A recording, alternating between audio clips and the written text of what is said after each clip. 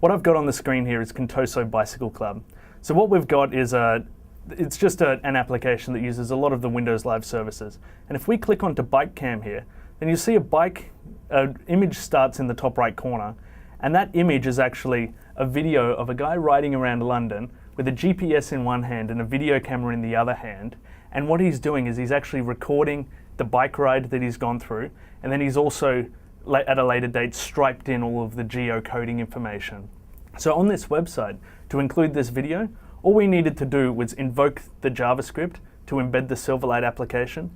And then the really interesting thing that we've done is we're now tying in those geocodes that we're pulling out of Silverlight streaming to update the map below. So we've got an interactive experience. We're on Contoso Bicycle Club's website, and all of the content, the video is coming from Windows Live data centers and our content distribution network partners. And then the mapping content is coming from Microsoft Virtual Earth. And they're both being updated in sync, and Contoso Bicycle Club's website or their web server isn't serving that traffic.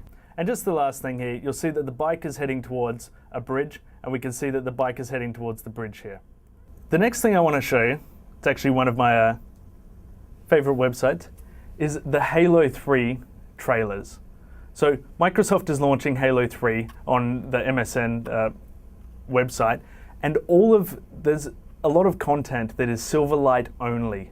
So to get this additional content, you need to be running the Silverlight client. And as you'll see, we're actually running high definition video in the browser, and this is getting streamed out of Silverlight streaming. So the way that they've actually done this, a Microsoft partner called Metallic built the player here. All of this player and all of the code actually lives on the Halo 3 web server, and then only the video is being streamed out of the Silverlight streaming data center.